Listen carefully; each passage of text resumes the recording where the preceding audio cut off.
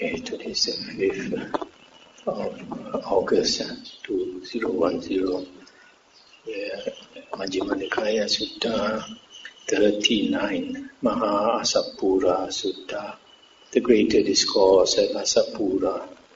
Thus I heard on one occasion the Blessed One was living in the Angan country at a town of the Angans named Assapura. There the Blessed One addressed the monks thus, "Monks, Venerable Sir," they replied. The Blessed One said, recluses, monks, that is how people perceive you. And when you are asked, what are you? You claim that you are recluses. Since that is what you are designated and what you claim to be, you should train thus. You will undertake and practice those things that make one a recluse, that make one a Brahmana, so that our designations may be true and our claims genuine, and so that the services of those whose robes, alms, food, resting place, and medicinal requisites we use shall bring them great fruit and benefit, and so that our going forth shall not be in vain, but fruitful and fertile. Stop here for a moment. This word recluses is samana. Originally, the Brahmin caste in Pali is called Brahmana. They were supposed to be the ascetic class, the class of holy men who practiced the holy path. And other people, when other people renounce, since they don't belong to the Brahmin caste, they are called samanas. So like our Buddha was called Samana Gautama. So this word, although it's translated here as recluses, it also means monk. And the Brahmana caste originally was supposed to be holy men. But later, when they became advisors to the kings, they started to acquire property, wives, slaves, and everything. So later they were known as Brahmins. So Brahmana is used in the sense here as a holy man. We will undertake and practice those things that make one a recluse, that make one a Brahmana. So here the Buddha says, you claim to be monks, you claim to be samanas, and you should live up to your name. You should undertake those practices that make you a recluse. And what monks are the things that make one a recluse, that make one a Brahmana? Monks, you should train thus. We will be possessed of shame and fear of wrongdoing. Hiri otapa. Now monks, you may think thus, we are possessed of shame and fear of wrongdoing. That much is enough, that much has been done. The goal of recluseship has been reached. There is nothing more for us to do, and you may rest content with that much. Monks, I inform you, I declare to you, you who seek the recluse's status, do not fall short of the goal of recluseship, while there is more to be done. Stop here for a moment. So here the Buddha is saying that a monk should possess a sense of shame and fear of wrongdoing. These two qualities, the Buddha said in one sutta, protect the world. If people do not have a sense of shame and fear of wrongdoing, they can do almost anything. So for a monk, this is even more important, not to do those things that are shameful and do those wrongdoings that will drag one to the evil, the woeful plains of rebirth. What more is to be done? Monks, you should train thus. Our bodily conduct shall be purified, clear and open, flawless and restrained, and we will not laud ourselves and disparage others on account of that purified bodily conduct. Now monks, you may think thus, we are possessed of shame and fear of wrongdoing, and our bodily conduct has been purified. That much is enough, that much has been done. The goal of recluseship has been reached. There is nothing more for us to do, and you may rest content with that much. Monks, I inform you, I declare to you, you who seek the reclusive status, do not fall short of the goal of recluseship, for there is more to be done. What more is to be done? Monks, we should train thus. Our verbal conduct shall be purified, clear and open, flawless and restrained, and we will not laud ourselves and disparage others on account of that purified verbal conduct. Now monks, you may think thus, we are possessed of shame and fear of wrongdoing. Our bodily conduct has been purified, and our verbal conduct has been purified. That much is enough, and you may rest content with that much. Monks, I inform you, I declare to you, you who seek the reclusive status, do not fall short of the goal of recluseship, while there is more to be done. What more is to be done? Monks, we should train thus. Our mental conduct shall be purified, clear and open, flawless and restrained, and we will not laud ourselves and disparage others on account of that purified mental conduct. Now monks, you may think thus, we are possessed of shame and fear of wrongdoing. Our bodily conduct and verbal conduct has been purified, and our mental conduct has been purified. That much is enough, and you may rest content with that much. Monks, I inform you, I declare to you, you who seek the reclusive status, do not fall short of the goal of recluseship, while there is more to be done. What more is to be done? Monks, we should train thus. Our livelihood shall be purified, clear and open, flawless and restrained, and we will not laud ourselves and disparage others on account of that purified livelihood. Now monks, you may think thus, we are possessed of shame and fear of wrongdoing. Our bodily conduct, verbal conduct and mental conduct have been purified, and our livelihood has been purified. That much is enough, and you may rest content with that much. Monks, I inform you, I declare to you, you who seek the reclusive status, do not fall short of the goal of recluseship, while there is more to be done. I'll stop here for a moment. So after the possessing a sense of shame and fear of wrongdoing, the Buddha here goes into sila, moral conduct. Moral conduct here is in terms of bodily conduct, verbal conduct, and mental conduct, plus livelihood. All these four things should be purified. Basically, body conduct is not to kill, steal, or commit adultery. And verbal conduct is not to lie, not to carry tales to cause quarrels and disharmony, not to speak coarse or foul language, and not to speak gossip.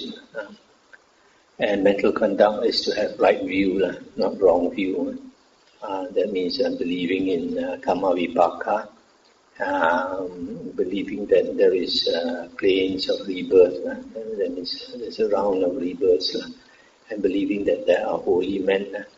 And besides that, mental conduct also is not to be covetous, over greedy of others' things, and also not to have ill will, angry all the time. That is mental conduct. And livelihood is to earn livelihood, to sustain oneself in a way as not to harm others. But for a monk, it's a bit more. It's not to speak ill of another monk, speak ill of others, and not to talk about your attainments or hidden about your attainments, and not to belittle others. All this is right livelihood for a monk. In the Noble Eightfold Path, the Sila part consists of right speech, right action, and right livelihood. Right speech is the four precepts I just mentioned. Right action is not to kill, not to steal, not to commit adultery. And right livelihood is to get your livelihood in a way that does not harm others. What more is to be done? Monks, we should train thus. We will guard the doors of our sense faculties. On seeing a form with the eye, we will not grasp at its signs and features, since if we left the eye faculty unguarded, evil, unwholesome states of covetousness and grief might invade us. We will practice the way of its restraint. We will guard the eye faculty. We will undertake the restraint of the eye faculty. Similarly, on hearing a sound with the ear, smelling a odor with the nose, tasting a flavor with the tongue, touching a tangible with the body, cognizing a thought or mind object with the mind. We will not grasp its signs and features, since if we left the faculties unguarded, evil, unwholesome states of covetousness and grief might invade us. We will practice the way of the restraint. We will guard the faculties. We will undertake the restraint of the faculties. Monks, you may think thus: we are possessed of shame and fear of wrongdoing. Our bodily conduct, verbal conduct, mental conduct, and livelihood have been purified, and we guard the doors of our sense faculties. That much is enough, and you may rest content with that much. Monks, I inform you, I declare to you, you who seek the recluse's status, do not fall short of the goal of recluseship, for there is more to be done. I stop here for a moment. So here, guarding the doors of the sense faculties is not to pay too much attention at the sense doors, sights, sounds, smells, tastes, touch, and thoughts. Because if we pay too much attention, then we start to notice those things that are attractive, and attractive forms or sounds or smells, etc. And once we note that, then the tendency to crave for it will arise. So instead, in the practice of sati, we're supposed to put our attention on 4 objects of sati: the body, feelings, mind, and Dhamma. Dhamma means the Buddha's Dhamma, the Buddha's teachings. So this guarding the sense faculties, not to pay too much attention at the 6 sense doors, worldly objects. So here it says, if we left the faculties unguarded, even evil and wholesome states of covetousness and grief might invade us. Covetousness arises when you are attracted by the sense object. You want to covet it, you want to possess it, whether it is forms or sounds or smells or taste and all that. And if you cannot get it, then grief will arise. So you have these 2 extremes. Either you covet something and you can't get it, you get grief. And what more is to be done? Monks, you should train thus. We will be moderate in eating, reflecting wisely. We will take food neither for amusement, nor for intoxication, nor for the sake of physical beauty and attractiveness, but only for the endurance and continuance of this body, for ending discomfort, and for assisting the holy life. Considering, thus I shall terminate old feelings without arousing new feelings, and I shall be healthy and blameless, and shall live in comfort. Now monks, you may think thus: we are possessed of shame and fear of wrongdoing. Our bodily conduct, verbal conduct, mental conduct, and livelihood have been purified. We guard the doors of our sense faculties, and we are moderate in eating. That much is enough, and you may rest content with that much. Monks, I inform you, I declare to you, you who seek the recluse's status, do not fall short of the goal of recluseship, while there is more to be done. Stop here for a moment. So here we come to moderation in eating. Pujanya Matanyutta. This moderation in eating, we eat for the endurance and continuance of this body, and for assisting the holy life. Thinking, thus I shall terminate old feelings. This old feelings refers to the hungry feelings. If you eat to terminate the hungry feelings without arousing new feelings. New feelings are the feelings of greed. If you taste something good, the tendency to be greedy is aroused. So that's the meaning of terminating old feelings without arousing new feelings. What more is to be done? Monks, you should train thus. We will be devoted to wakefulness, Jagaryanu Yoga.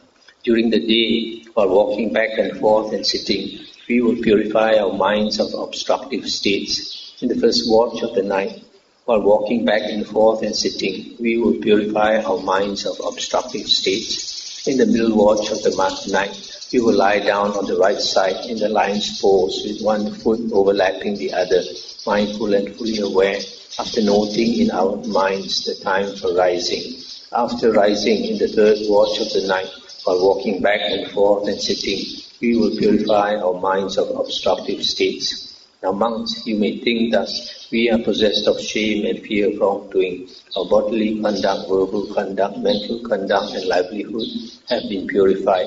We guard the doors of our sense faculties. We are moderate in eating and we are devoted to wakefulness. That much is enough, and you may rest content with that much.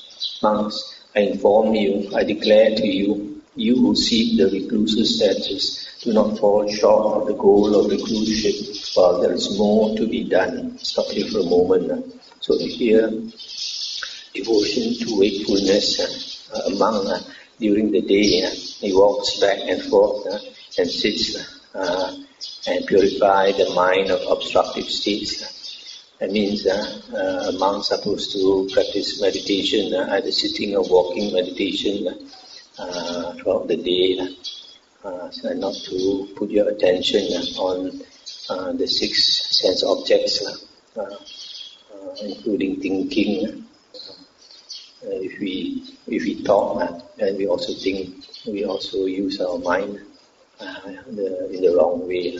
So monk is supposed to only practice meditation throughout the day.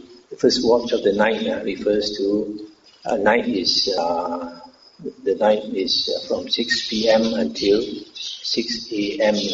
and that is broken into 3 watches of 4 hours each. The first watch is from 6 p.m. until 10 p.m.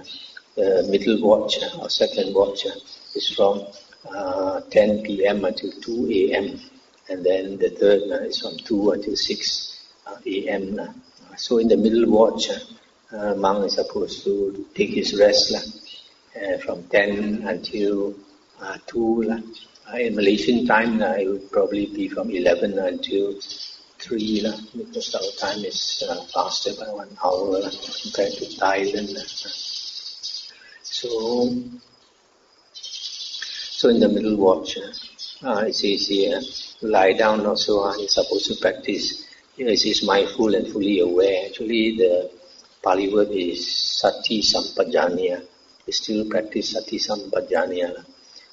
Sati is recollecting your meditation object. Now, for example, if you are doing the 32 parts of the body, even you lie down to sleep also, you're supposed to keep awake by chanting the 32 parts of the body. And fully aware means maintain your wakefulness, which is hard to do for a normal mind, which is not strong enough.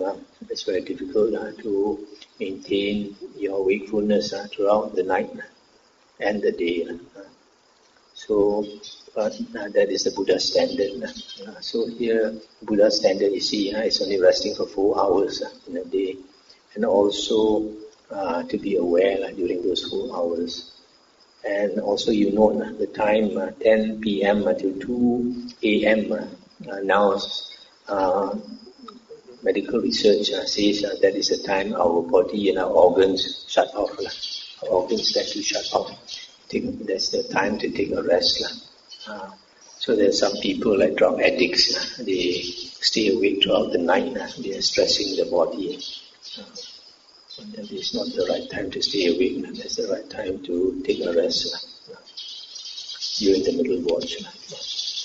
So you see here, a monk is supposed to strive to maintain this meditation, this wakefulness throughout the day and throughout the night.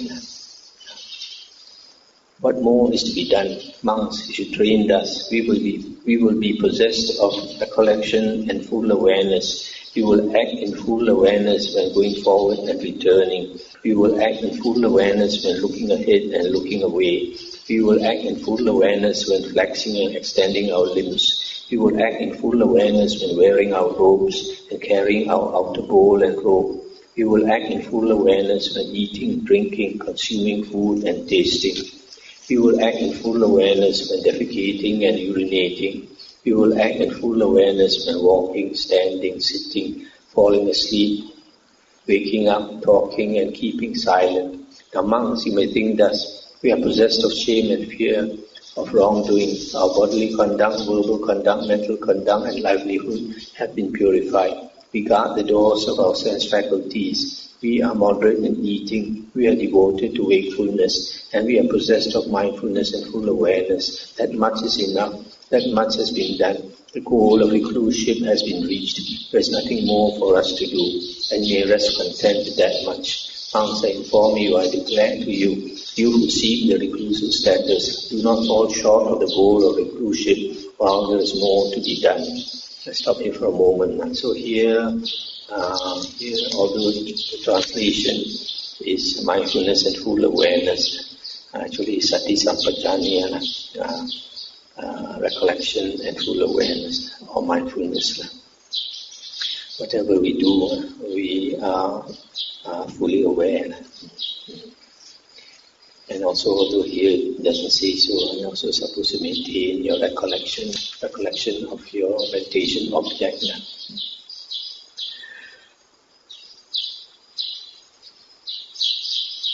What more is to be done?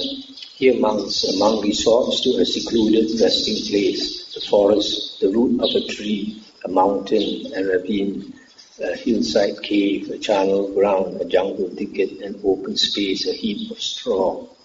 I'll stop here for a moment. So we see here, seclusion for a monk is very important. It's part of the monk's practice. Here, what is listed here in this sutta is all practice of a monk, charana, or conduct of a monk.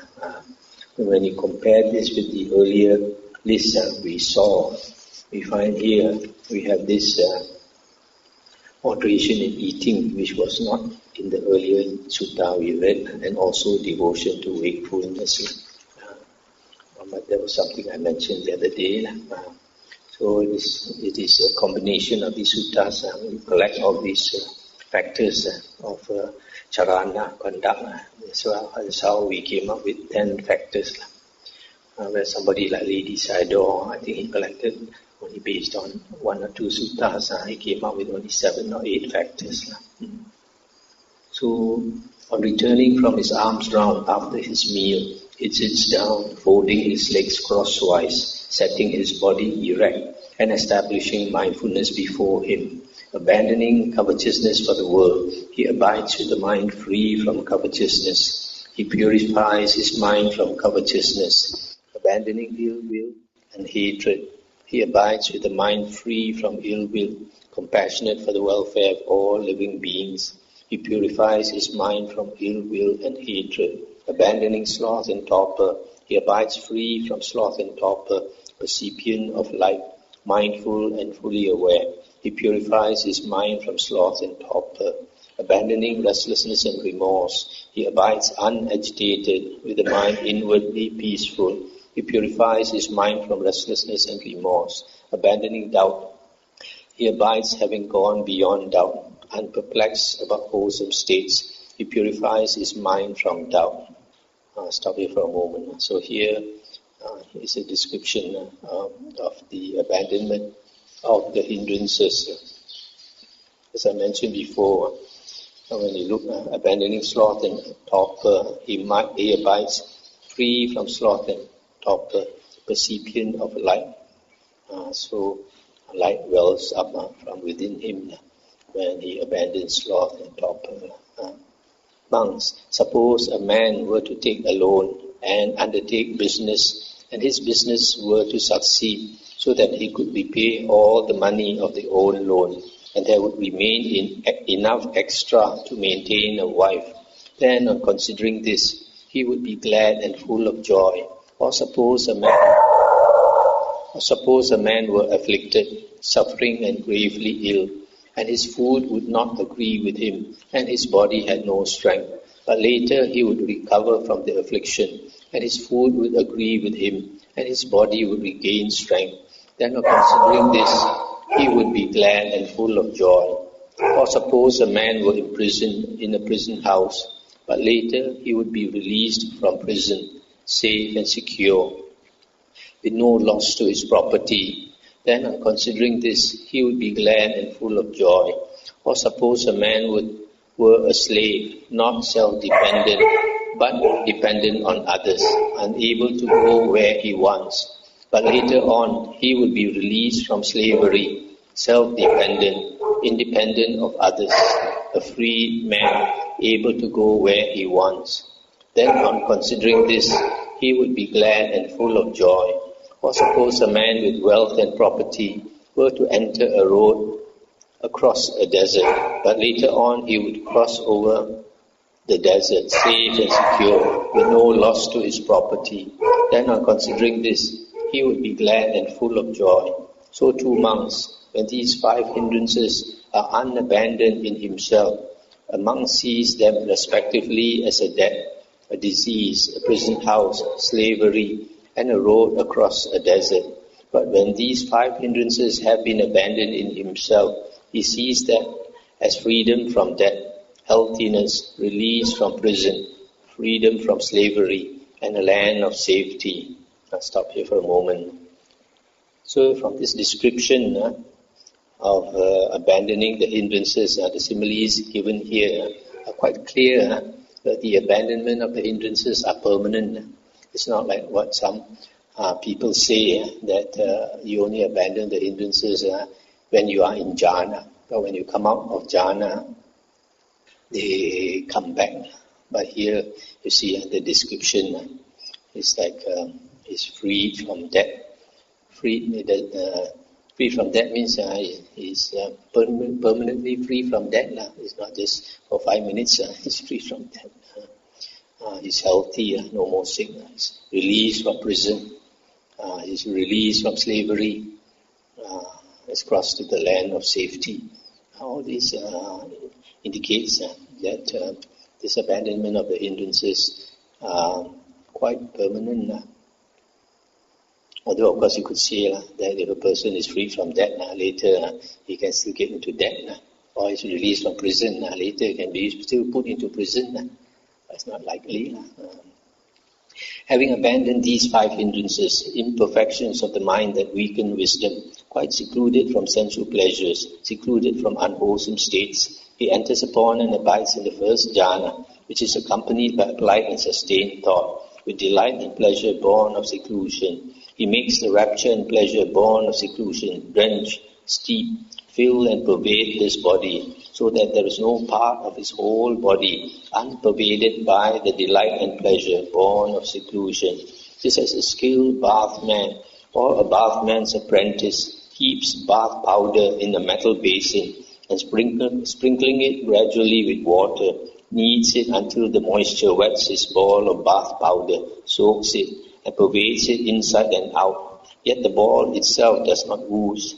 So too, a monk makes the delight and pleasure born of seclusion drench, steep, fill and pervade his body, so that there is no part of his whole body unpervaded by the delight and pleasure born of seclusion. Stop here for a moment. Here this description is quite important and quite instructive for a monk in practicing meditation, because here he says after a monk attains the first jhana, he's supposed to make that delight and pleasure fill his whole body. Fill his whole body. In other words, he's aware of his body. Whereas initially when the monk meditates, as he gets into his mind, he might not be aware of the body. But in this case, after he attains the first jhana, this is the Buddha's instruction, is to make him pervade the body with delight and pleasure. So he has to become aware of his body and pervade it. So this is one thing. Actually, it is only in the arupas or arupa jhana that the 5 senses close. Not in rupa jhana. Again, monks, with the stilling of applied and sustained thought, a monk enters upon and abides in the second jhana, which has self-confidence and singleness of mind, without applied and sustained thought, with delight and pleasure born of concentration. He makes the delight and pleasure born of concentration drench, steep, fill and pervade this body, so that there is no part of his whole body unpervaded by the delight and pleasure born of concentration. Just as though there were a lake whose waters welled up from below, and it had no inflow from east, west, north, or south, and would not be replenished from time to time by showers of rain. Then the cool fount of water welling up in the lake would make the cool water drenched steep, fill and pervade the lake, so that there is no part of the whole lake unpervaded by cool water. So too a monk makes the delight and pleasure born of concentration drench, steep, fill and pervade this body, so that there is no part of his whole body unpervaded by the delight and pleasure born of concentration. Stop here for a moment. So here again, this simile shows that the monk is supposed to use his will so that this piti and sukha will pervade the body. In the first jhana, he has to make more effort, just like the man has got to knead the ball of soap, bath powder, knead with his hand and make it pervade, the moisture pervade the bath powder. So in the same way, this monk has to make more effort in the first jhana. But in the second jhana, although he still uses his will, but it would seem from the simile that it is easier, because just like the water, the cool water rises up from the bottom, wells up from below. So in the same way, his delight and pleasure wells up from below him and pervade the body. But still you notice that he has to use the will. This is a strong contrast to the Visuddhimagga description of jhana. In the Visuddhimagga description of jhana, seems like you are not in control of your, you cannot think at all, and you cannot use your will or so. So you have to be very careful. Sometimes if you don't investigate the suttas enough, you don't see the contradiction between the suttas and later books like the Visuddhimagga. Again, monks, with the fading away as well of delight, a monk abides in equanimity, mindful and fully aware, still feeling pleasure with the body. He enters upon and abides in the third jhana, on account of which noble ones, Aryans, announce, he has a pleasant abiding who has equanimity and is mindful. He makes the pleasure divested of delight, drench, steep, fill and pervade this body, so that there is no part of his whole body unpervaded by the pleasure, divested of delight. Just as in a pond of blue or red or white lotuses, some lotuses that are born and grow in the water thrive immersed in the water without rising out of it, and cool water drenches, steeps, fills and pervades them to their tips and their roots, so that there is no part of all those lotuses unpervaded by cool water. So too a monk makes the pleasure divested of delight, drench, steep, fill and pervade this body, so that there is no part of his whole body unpervaded by the pleasure divested of delight. Again, monks, with the abandoning of pleasure and pain, and with the previous disappearance of joy and grief, a monk enters upon and abides in the fourth jhana, which has neither pain nor pleasure, and purity of mindfulness, or complete purity of recollection and equanimity, complete purity of sati and upekkha, recollection and equanimity. He sits pervading this body with a pure, bright mind, so that there is no part of his whole body unpervaded by the pure, bright mind. Just as though a man was sitting covered from the head down with a white cloth, so that there would be no part of his whole body unpervaded by the white cloth. So too a monk sits pervading this body with a pure, bright mind, so that there is no part of his whole body unpervaded by the pure, bright mind. Stop here for a moment. So you see, initially when a monk attains the elimination of sloth and torpor, he's percipient of light. This sloth and torpor is a darkness in the mind. So when he gets rid of the this sloth and torpor, this light arises. But in the fourth jhana, this light is so strong that it pervades the whole body. His whole body is bright. When his concentrated mind is thus purified, bright, unblemished, rid of imperfection, malleable, wieldy, steady, and attained to imperturbability, he directs it to the knowledge of the recollection of past lives. Stop here for a moment. So you see here, this description of the mind as being purified, bright, unblemished, rid of imperfection, malleable, wieldy, steady, and attained to imperturbability, refers to the fourth jhana. Only when a person attains the fourth jhana, that the mind becomes so purified, bright, and wieldy. That means can be used, malleable, can be used in whatever direction the meditator wants. So here he directs that mind to the knowledge of the recollection of past lives. And he recollects his manifold past lives, that is 1 birth, 2 births, 3, etc., thousands and aeons of world cycles.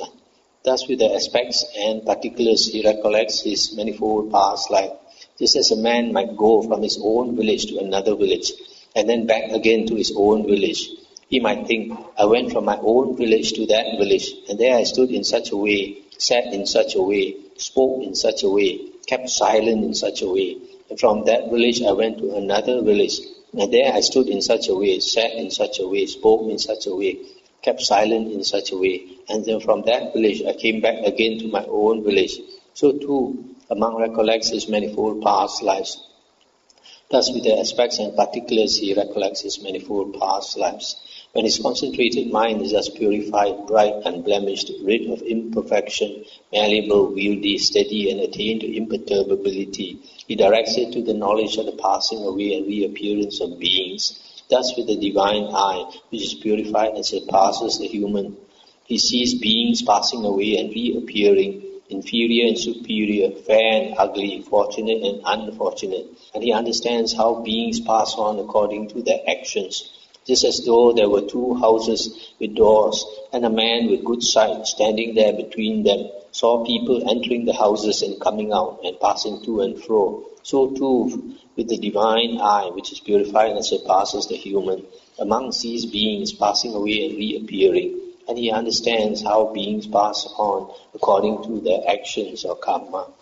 When his concentrated mind is thus purified, bright, unblemished, rid of imperfection, malleable, wieldy, steady, and attained to imperturbability, he directs it to the knowledge of the destruction of the attains. He understands as it actually is.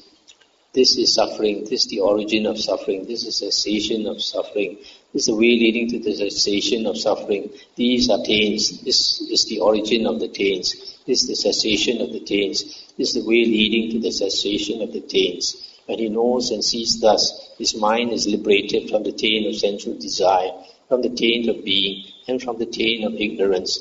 When it is liberated, there comes the knowledge it is liberated. He understands, birth is destroyed, the holy life has been lived. What had to be done has been done. There is no more coming to any state of being. Just as if there were a lake in a mountain recess, clear, limpid, and undisturbed, so that a man with good sight, standing on the bank, could see shells, gravels, and pebbles, and also shoals of fish swimming about and resting. He might think, there is this lake, clear, limpid, and undisturbed, and there are these shells, gravels, and pebbles, and also these shoals of fish swimming about and resting. So too, among understands that this actually is suffering, is the origin of suffering, etc. He understands birth is destroyed, the holy life has been lived, what had to be done has been done, there is no more coming to any state of being. Monks, a monk such as this is called a recluse, a brahmana, a holy man, one who has been washed, one who has attained to knowledge, a holy scholar, a noble one, an arahant. Stop here for a moment. Here, a monk has finished his work. He is really a samana, a recluse, a brahmana, holy man, one who has been washed. In the Indian tradition, when a disciple finishes the training, then he undergoes a ceremonial bath. So he is bathed. That's why here It says one who has been washed, that means he has completed his training of the holy life. One is attained to knowledge. A holy scholar is one who has the holy knowledge, the holy knowledges, a noble one, an arahant. And how is a monk a recluse? He has quieted down evil, unwholesome states that defile, bring renewal of being, give trouble, ripen in suffering, and lead to future birth, aging, and death. That is how a monk is a recluse. And how is a monk a brahmana? He has expelled evil, unwholesome states that defile, and lead to future birth, aging, and death. That is how a monk is a brahmana. And how is a monk one who has been washed? He has washed off evil, unwholesome states that defile, and lead to future birth, aging, and death. That is how a monk is one who has been washed. And how is a monk one who has attained to knowledge? He has known evil, unwholesome states that defile, and lead to future birth, aging, and death. That is how a monk is one who has attained to knowledge. And how is a monk a holy scholar? The evil, unwholesome states that defile and lead to future birth, aging, and death have been streamed away from him. That is how a monk is a holy scholar. And how is a monk a noble one? Evil, unwholesome states that defile and lead to future birth, aging, and death are far away from him. That is how a monk is a noble one. And how is a monk an arahant? Evil, unwholesome states that defile, bring renewal of being, give trouble, ripen in suffering, and lead to future birth, aging, and death are far away from him. That is how a monk is an arahant. That is what the Blessed One said. The monks were satisfied and delighted in the Blessed One's words. This is the end of the sutta. So here the Buddha is giving the steps a monk should take so that he is truly a samana, truly a brahmana. He starts with having a sense of shame and fear of wrongdoing. Then he purifies his these three conducts: body, verbal, and mental conduct, and livelihood. And then he guards his sense faculties, moderate in eating, devoted to wakefulness, possessed of recollection and full awareness. And then he goes to a secluded place and meditates. And there he abandons the hindrances and attains the 4 jhanas. And after attaining the 4 jhanas, when the mind is purified, bright, unblemished, rid of imperfection, malleable, then he directs it to the various knowledges and becomes enlightened and completes all the practice of a monk. And is truly a monk, an arahant.